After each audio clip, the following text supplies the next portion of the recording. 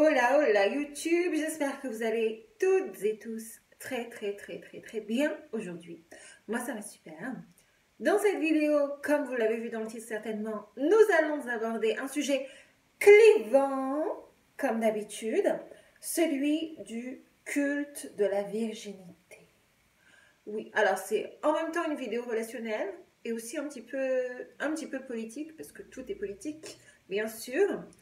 Pour moi, c'est un des sujets les plus importants et je n'ai pas encore traité sur cette chaîne. Donc, on va y aller. Le but, c'est de réveiller les femmes. Oui, je veux vous réveiller, mes copines. Vous savez, quand j'ai préparé cette vidéo, je me suis vraiment dit, punaise, j'aurais vraiment bien aimé que moi, quand j'avais 16, 17, 18 ans, je puisse tomber sur une vidéo d'une fille qui parle si librement de ces sujets. Parce que je crois qu'il y a un gros tabou, qu'il y a plein de jeunes filles qui sont complètement laissées pour compte, livrées à elles-mêmes, et que c'est pas ok, parce que c'est un sujet éminemment important. Alors moi, j'ai un gros problème avec ce sujet. Je vous le dis très gentiment. Pour moi, c'est vraiment une des thématiques qui prouve le mieux à quel point nous sommes encore intimement baignés dans une société misogyne. Bien sûr, je parle des phénomènes structurels. Aucunement, je ne m'en prends aux personnes. Jamais de la vie, je n'irai m'en prendre aux femmes, aux jeunes femmes qui ont fait le choix de se préserver. Ce choix est éminemment respectable, il est tout à fait louable, il est tout à fait digne et je ne m'en prendrai jamais à vous. Je suis de tout cœur avec vous, quelle que soit votre décision, je suis de votre côté. Je vous soutiens, je vous comprends. Et si vous avez envie de m'envoyer un petit message sur ce thème ou sur un autre, si vous avez besoin d'un petit conseil, surtout, n'hésitez pas, comme ça, soit je vous appelle, soit j'en fais une vidéo directement sur YouTube, parce qu'on n'est jamais seul à vivre une problématique, et le but, c'est que ça puisse profiter au plus de femmes possible qui tomberont sur cette chaîne. Bien sûr aussi, s'il vous plaît, likez la vidéo et abonnez-vous, comme ça, pareil, ça permet à mon audience de grandir et à d'autres personnes de pouvoir être en prise avec mon contenu, parce que sinon on ne va pas s'en sortir. Et un like, c'est quand même pas grand chose, je vous demande pas grand chose. Vous avez vu, je suis gentille, je fais plein de vidéos pour vous. Bon, donc les femmes qui ont fait le choix de se préserver, que ce soit un choix qui leur est propre ou qu'elles subissent les pressions de leur famille, je vous comprends, je vous soutiens, je vous respecte, et je comprends et je respecte aussi les femmes qui ont fait le choix de passer à l'action. Aucun de ces choix ne devrait être jugé. Ce sont des choix éminemment respectables pour ce qu'ils sont. Je suis claire là. Donc, je ne veux pas que dans les commentaires, on vienne me dire « Non, Yasmine essaye de pervertir les femmes. » Non. Hein, c'est pas ici. En plus de ça, pervertir, dans quel sens? Je comprends pas. On va y venir. Le but de cette vidéo, c'est d'interroger concrètement qu'est-ce que cela veut dire dans une société qui a placé en son centre la soi-disant pureté des femmes, qui serait à déterminer en fonction de sa proximité, de son intimité avec la jante masculine. Mais moi, est-ce que vous savez par quel cheminement j'ai dû passer depuis mon adolescence pour en arriver là où je suis? La culpabilité, la peur d'être perçue comme une mauvaise fille, comme une femme qu'on ne respecte pas. Parce que moi aussi, j'ai grandi entourée de copines maghrébines qui avaient les mêmes origines que moi ou africaines, et on était toutes à se poser les mêmes questions. J'ai grandi dans une famille où on n'abordait pas du tout ces sujets, donc j'étais complètement seule, j'ai pas de grande sœur, ma mère n'en parle pas, mon père ne m'en a pas parlé, bref, je n'avais personne à qui en parler, j'étais complètement seule. Je me suis mise à 16 ans dans une relation avec un Kurde. Alors là, on est mal barré, on est très mal barré, je vous raconte pas, j'ai rien contre les Kurdes, hein. Vous avez une magnifique culture, mais j'étais avec quelqu'un qui était très traditionnaliste, et qui a mis dans mon cerveau tout un tas de pensées sans que je n'ai les ressources, les outils pour les interroger. Parce qu'à l'époque, quand on a 16 ans, on n'a pas la culture, ni politique, ni féministe, qu'on peut avoir plus tard. Et c'est tout à fait logique, c'est tout à fait normal. Donc cette vidéo, elle vise principalement les jeunes femmes. Mais si vous l'écoutez, je suis sûre qu'elle vous parlera aussi, quel que soit votre âge, bien sûr. Alors, ça commence par le vocabulaire employé. Oui, parce que dans une langue, tout est dit avec les mots que l'on emploie.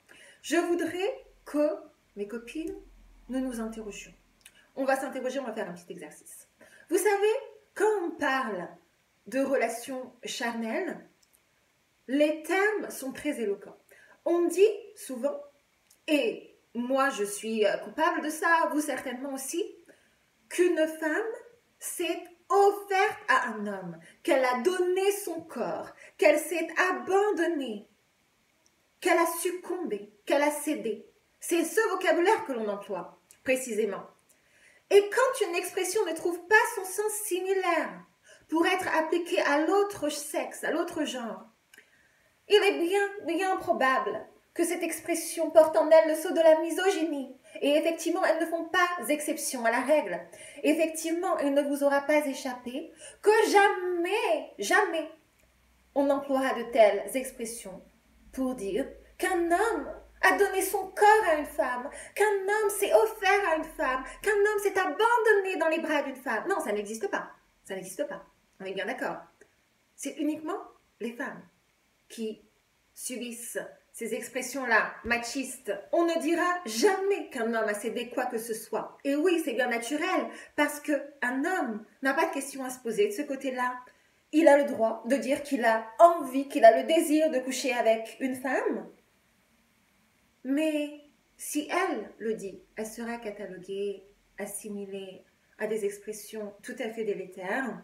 Elle sera assignée au rôle de femme pas sérieuse, de femme qui ne se respecte pas, comme si le désir était l'apanage des hommes, comme si le sexe ne concernait que les hommes, et que tout ce que nous, en tant que femmes, nous puissions faire, eh bien, c'était se donner en offrande, vraiment en tant qu'objet presque, pas en tant qu'être humain, comme si nous n'éprouvions rien, comme si notre seul rôle était de satisfaire le plaisir de ces messieurs.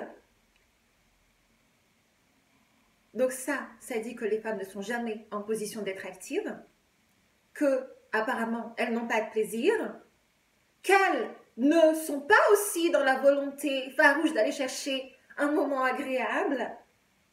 Tout ce qu'elles sont en capacité de faire, c'est de se donner. Voilà, nous, on se donne, c'est tout ce qu'on sait faire. Est-ce que vous vous rendez compte, mes copines de YouTube, que si on adopte cette mentalité, nous en tant que femmes, mais nous sommes constamment perdantes, il n'y a pas de moyen qu'on trouve un quelconque plaisir là-dedans. En ayant succombé, on a perdu, on a donné et l'homme a pris, il a pris de ce fait, il a gagné en virilité. Plus il accumule les conquêtes d'ailleurs, plus il gagne en virilité, il gagne en confiance en lui. Nous, on a cédé, donc on a perdu. Et c'est tout à fait éloquent quand on parle de l'expression « perdre sa virginité ». On a perdu quelque chose. Partons de là. Un homme qui accumule les conquêtes sera assimilé à, au pire, un coureur de jupons, un Don Juan, un Casanova. Autant d'expressions qui sont héritées de la littérature, qui sont non loin d'être médioratives, elles ne sont pas méchantes non plus, hein, on ne va pas exagérer. C'est un peu frivole, il y a derrière ces expressions quelque chose de « oh, c'est rigolo, ah, c'est un Don Juan, oui, c'est un coureur de jupons ». Mais une femme qui avoue son désir, qui le révèle au grand jour, qui avoue par exemple, je ne sais pas, qu'elle a accumulé 40 conquêtes l'année dernière, c'est pas des petits commentaires frivoles qu'elle va se prendre dans la tête. Non. C'est la culpabilité, c'est l'infamie collective. Ce sont les pires insultes. C'est une traînée, c'est une grosse putain, c'est une salope. Bon, j'espère que YouTube va pas démonétiser ma vidéo. S'il vous plaît, likez la vidéo parce que là, vu ce que j'ai employé, c'est mort. Est-ce que vous vous rendez compte de cette différence? Vous trouvez que c'est normal? Non, mais je sais pas, je vous pose la question. Est-ce que c'est normal? Et surtout, quand on est une jeune femme qui a vécu, qui a grandi dans une famille conservatrice, etc. Surtout quand vous avez les origines que j'ai, ou des origines africaines, des origines maghrébines, dans un environnement au sein duquel, depuis qu'on est toute petite, on nous a culpabilisés sur notre corps, presque comme si le corps portait en lui quelque chose d'infâme, quelque chose de d'honteux, comme si on n'avait pas le droit d'être en prise avec nos propres sensations. Cet état de fait place ensuite les femmes dans une position tout à fait délicate, parce que on ne peut pas être pleinement fidèle à nous-mêmes dans ces conditions. Admettons que vous rencontrez quelqu'un, que ça matche super bien, qu'il y a une grosse attirance physique entre vous et cette personne, vous n'allez pas être dans le moment présent. 99% des femmes ne seront pas dans le moment présent. Elles vont penser, elles vont se faire un film en 2 temps 3 mouvements. Ça va être, comment va-t-il me percevoir? Est-ce que j'accepte d'avoir une relation intime avec lui? Même si j'en ai envie, je ne dois pas le faire parce qu'il y a un risque qu'il me déconsidère. Combien de temps dois-je attendre? 3 jours, 3 mois, 3 semaines, 90 jours? Parce que sinon, l'homme va perdre son intérêt envers moi. L'homme va me voir comme une femme peu respectable, peu digne. Il ne va pas vouloir entamer une relation sérieuse. Pourquoi est-ce toujours les femmes qui doivent se poser 1 milliard de questions? Pourquoi? À savoir, comment faire pour qu'un homme m'aime? Comment faire pour qu'il s'intéresse à moi? Comment faire pour qu'il me perçoive comme une femme de valeur? Comment faire pour que je suscite son désir et son intérêt? J'ai une grosse révélation à vous faire. Vous savez que les hommes ne se posent jamais ce genre de questions. Mais jamais, c'est pas leur souci, c'est pas leur considération, c'est pas leur délire. Jamais un homme va rencontrer une femme et va se dire comment faire pour gagner son amour, comment faire pour que cette femme me voie comme un homme de valeur, comment faire pour que cette femme me voie comme un homme digne d'intérêt. Ils n'en ont rien à faire. Ils n'en ont rien à faire. Oui, parce que pour eux, ils savent que c'est la femme qui est en train d'essayer de le conquérir. Lui n'a pas à conquérir une femme. C'est le triste monde d'aujourd'hui en 2024. Donc, il faut se réveiller. Je vais vous donner un petit scoop. Vous savez, une grande info. Les femmes aussi ont du désir. Les femmes aussi ont une libido. Oui, mais la plupart n'osent pas se l'avouer.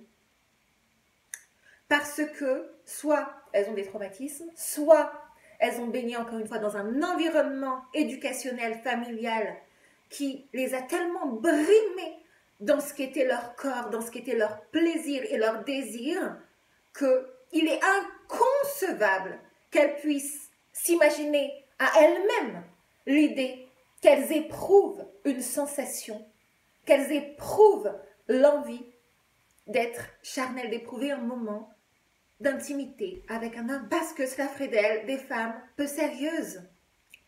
Et quand on vient d'un environnement familial, dans ces familles-là, qui n'ont rien expliqué, qui font peser tout le poids de la valeur de je ne sais quoi sur les femmes, sur l'entrejambe d'une femme, sur la virginité d'une femme, s'avouer qu'on a le droit d'avoir du désir, c'est un geste presque héroïque. Honnêtement, c'est presque héroïque. Donc moi, je ne blâmerai jamais les femmes, parce que moi aussi, je suis passée par tous ces cheminements-là. Quand j'avais 16, 17, 18 ans, c'était inconcevable que je puisse me l'avouer. Et j'étais complètement à investir, à penser comment est-ce que machin va comment est-ce qu'on va me considérer. Je veux pas qu'on dise de moi que je suis une fille pas bien. Je veux pas qu'on dise de moi que je suis une fille qui cède. Non, je veux pas. En plus de ça, bon, je m'habille de manière qui fait que je montre mon corps. Donc si en plus on apprend que je suis intime avec un homme, non, c'est fini. Non, alors il faut que je réprime toutes mes sensations pour apparaître comme une fille à peu près convenable. Croire que la valeur d'une femme réside dans un bout de peau qu'on appelle l'hymen, c'est dire à quel point on a encore, collectivement nous, les femmes, un immense chemin à parcourir pour arriver à un semblant d'égalité dans ce monde. Et même dans une société française qui se veut, qui se dit égalitaire. Pour parler de ce qui s'est produit, en 40 ans, tout a changé. Depuis 40 ans, les femmes ont accès à la contraception, elles ont accès à l'avortement. Maintenant, leur corps leur appartient. Elles sont libres d'avoir autant de relations sexuelles qu'elles veulent, avec autant de partenaires sexuels qu'elles veulent, quand elles veulent, où elles veulent. Et même, ça ne se saura pas, parce que une relation intime n'aboutira pas nécessairement sur une grossesse et sur un enfant. Et ça, il y a beaucoup d'hommes qui ne l'ont pas accepté. Mais des hommes de toute culture, de toutes origines. Quoi? Maintenant, les femmes aussi auraient le droit d'avoir une vie sexuelle épanouie? Comme nous? Quoi? Mais certainement pas. Donc, vous savez ce qu'ils ont fait? Ben oui, parce qu'ils sont un peu forts. Ils sont venus avec tous ces stratagèmes pour essayer de punir les femmes qui avaient réussi à avoir accès à une sexualité libérée, avec ces expressions de traîner, de filles pas convenables, de filles indignes, pour culpabiliser les femmes, pour qu'elles ne prennent pas pleinement possession de leur corps, de leurs désirs, de leur pouvoir sur elles-mêmes. Et ça marche tellement bien, ah ouais, ça marche super bien, que nous, les femmes, on est obligé de jouer un jeu quand on rencontre un homme, parce qu'on ne peut pas lui avouer texto qu'on a du désir pour lui. Ben oui, comment il le prendrait? Comment il nous verrait? Oui, on vit dans un système machiste et patriarcal. Et quasiment tous les hommes et quasiment toutes les femmes ont intégré en eux des relents de misogynie, même quand c'est tout à fait involontaire. Et c'est très dur de s'en départir. Résultat, surtout au début, les femmes sont quasiment contraintes de jouer un jeu, de jouer un rôle, de ne pas être fidèles à elles-mêmes, de ne pas être fidèles à leurs ressentis, de ne pas être fidèles à leurs émotions et à leurs sensations, tandis qu'un homme ne se posera jamais la question, parce qu'un homme a tout à fait le droit de ressentir tout le désir qu'il veut pour une femme et de le lui communiquer. Il ne se dit pas que la femme va penser que c'est un homme frivole, que la femme va penser que c'est un homme qui n'est pas digne d'intérêt, que c'est un homme facile. Non, parce qu'un homme écoute ses désirs, point barre. Pourquoi est-ce que encore en 2024 on interdit aux femmes de le faire? Il y a aussi là-dedans, vous savez, une grande lâcheté, une grande manifestation du manque de courage de ces messieurs qui exigent une femme vierge. Oui, parce qu'il y en a encore un certain nombre qui exigent une femme vierge. Alors que même ne le sont pas. Hein? Vous savez pourquoi ils le font? Parce qu'ils ont peur. Ils ont peur. Ils ont peur de quoi?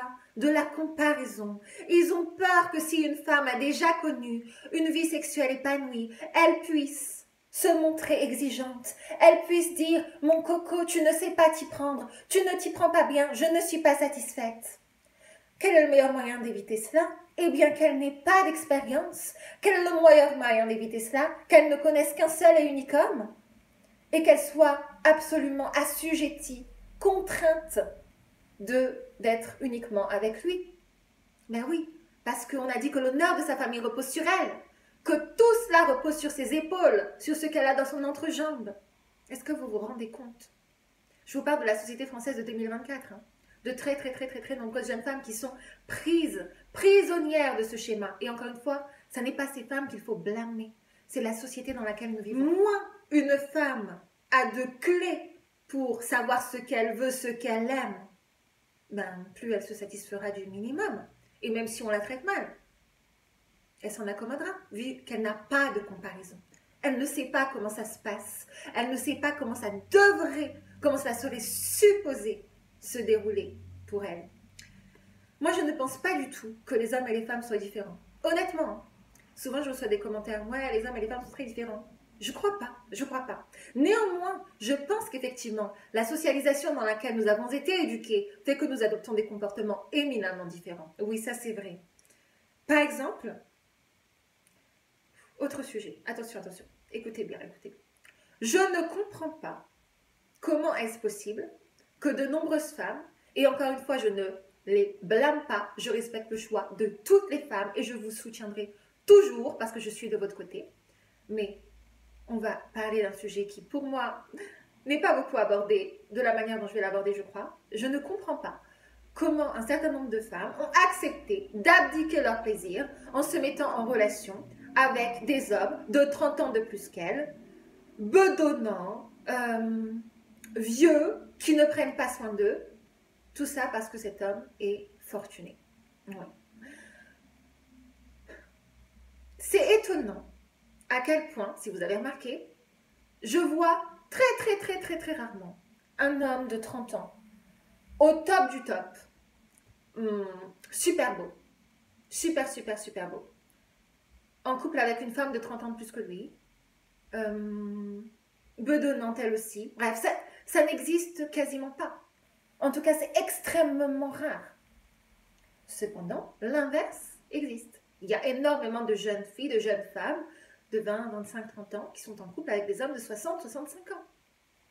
Des hommes qui, physiquement, sont, on va pas dire repoussants, on va pas être méchants, on va pas aller jusque-là, mais qui ne sont pas très appétissants sexuellement. Oui, non mais faut dire les choses, Pourquoi, encore une fois, pourquoi est-ce que les femmes acceptent cela alors que les hommes, manifestement, n'acceptent pas ça? Eh bien, parce qu'aucun homme sur cette terre n'accepterait de se mettre en relation avec une femme qui ne lui plaît pas physiquement. Parce qu'il sait pertinemment ce que ça lui coûterait de se réveiller tous les jours dans les bras d'une femme qui n'est pas son style.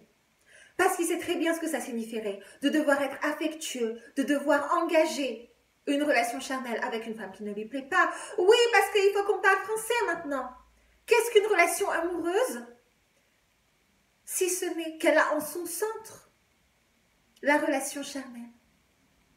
Ce qui fait que vous allez devoir embrasser, coucher, vous réveiller, dormir avec une personne tous les jours. Et si elle ne vous plaît pas, ça veut dire que vous avez sacrifié votre propre désir. Les femmes sont tout à fait promptes à le faire, mais les hommes non. À moins que cet homme n'ait réussi à tirer un avantage de la femme. En gros, si il l'a rendue comme son esclave, peut-être qu'il s'accommodera du fait qu'il ne lui plaît pas physiquement. C'est un autre sujet. Mais pourquoi cette différenciation? Encore une fois, pourquoi abandonner en tant que femme son propre plaisir juste parce qu'un homme pèse dans le game financier? Et vous savez, ces femmes, souvent, elles vont trouver des excuses en disant « Non, mais tu sais, il n'y a pas que le physique qui compte dans la vie. L'homme avec qui je suis, qui a 30 ans de plus que moi et 40 kilos en trop, il a des qualités humaines exceptionnelles. J'ai vu en lui un être humain avec une humanité développée comme je n'en ai rarement vu. Bla bla bla bla bla bla bla. » Honnêtement, je suis d'accord avec vous. Il n'y a pas que le physique qui compte, c'est sûr. Mais il compte quand même. Et je vous parle là de mon prisme d'une femme de 26 ans. Peut-être qu'effectivement, au bout de 20 ans de relation, on cesse de regarder le physique de la personne avec qui l'on est. Parce qu'on a vu la vraie personne. Parce qu'on est tombé amoureux de ses qualités humaines. Je ne le nie pas, c'est parfaitement possible que ça arrive. Peut-être que je reviendrai vous voir dans 20 ans et vous dire que oui, effectivement, c'est le cas. Toujours est-il que je parle pour moi et le physique compte, surtout au début. Pour les hommes comme pour les femmes, arrêtez de vous raconter des bobards, arrêtez de mentir, s'il vous plaît, s'il vous plaît. Si les femmes n'avaient pas été assujetties économiquement, elles ne seraient pas en position d'aller chercher un homme fortuné. Elles n'en auraient rien à faire. Et vous savez pourquoi ça me dérange aussi? Parce que dans ces conditions, vous mettez l'homme vieux, bedonnant, fortuné en tête du game, du marché des rencontres. Et ça me pose un gros problème. Parce que normalement, ce gars-là, il faudrait le remettre à sa place, quoi. Bah ouais, Coco, si tu ne rends pas soin de toi, il n'y a pas moyen que tu sois avec une femme de 30 ans moins que toi. Donc, tout cela pour dire, le poids des traditions est extrêmement fort, j'en ai bien conscience. Et quand on a été embrigadé là-dedans depuis l'enfance ou l'adolescence, qu'on soit un homme ou une femme, je sais pertinemment à quel point cela relève de l'exploit de se départir de tout ça, de se déconstruire presque, à quel point ça demande une farouche envie de liberté pour se défaire de tous ces stéréotypes et pour se dire qu'en tant que femme, nous aussi on a le droit d'avoir du désir, nous aussi on a le droit d'avoir du plaisir, on a le droit de se l'avouer, on a le droit de le dire et d'accepter de le manifester aussi, d'accepter de dire je suis libre de coucher avec qui j'en ai envie, je n'ai de compte à rendre à personne. cela relève de ma vie privée, cela ne regarde pas la société, cela ne regarde pas ma famille. Non, ça ne regarde pas non plus l'honneur. L'honneur n'a rien à voir là-dedans.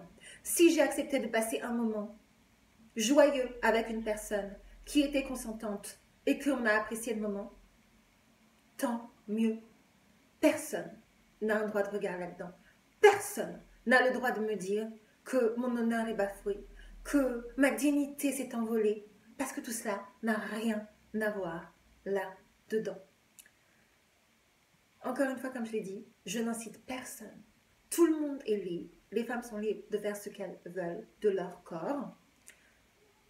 Si vous avez envie d'être intime rapidement avec un homme, vous avez le droit. Mais faites-le pour les bonnes raisons.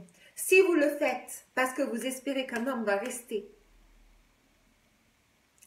très mauvaise idée. Très mauvaise idée. Si vous le faites parce que vous avez envie sur le moment de partager un moment, parce que vous écoutez profondément votre corps, vos émotions, et que vous n'attendez rien, juste de vivre ce moment et cette expérience pour ce qu'elle va vous apporter, c'est-à-dire du désir. Point. Faites-le. Faites-le. Et ne croyez pas que cela va déterminer le fait que, oh, on va vous percevoir comme une femme indigne. Quoi? En tant que maghrébine, tu oses être libre de ton corps, de tes désirs, tu oses l'exprimer, mais tu n'as pas honte. Bien non, vous devrez leur dire non, aucunement. C'est toi qui devrais avoir honte. Non, aucunement, je n'ai pas honte. Ce sont ces gens qui vous ont mis ces idées dans la tête qui devraient avoir honte. Et vous savez, aujourd'hui, bon, j'ai quasiment 27 ans, donc c'est facile. Et je ne dis pas qu'il y a 10 ans, je pensais ça. Et même aujourd'hui, des fois, je me retrouve dans des positions où j'ai encore ce schéma-là qui revient dans ma tête et où je me dis, attends, j'ai envie, mais attends, est-ce que je dois le faire? Est-ce que je ne dois pas le faire? Comment est-ce qu'on va réagir si je suis vraiment agressive comme je le suis? Des fois, je me pose des questions. Après, mais non. Fais ce que tu as envie de faire et tu n'as de compte à rendre à personne.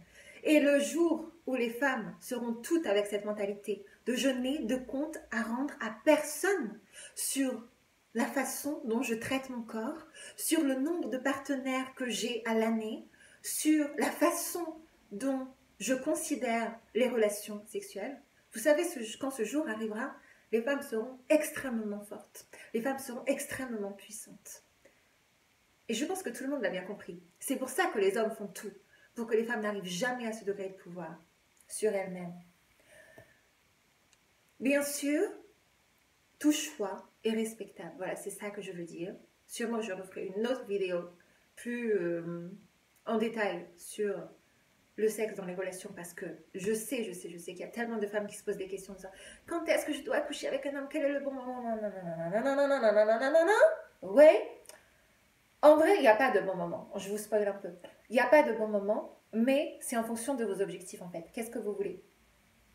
Voilà. En tout cas, soyez toujours en prise avec vous-même. Ne vous culpabilisez jamais.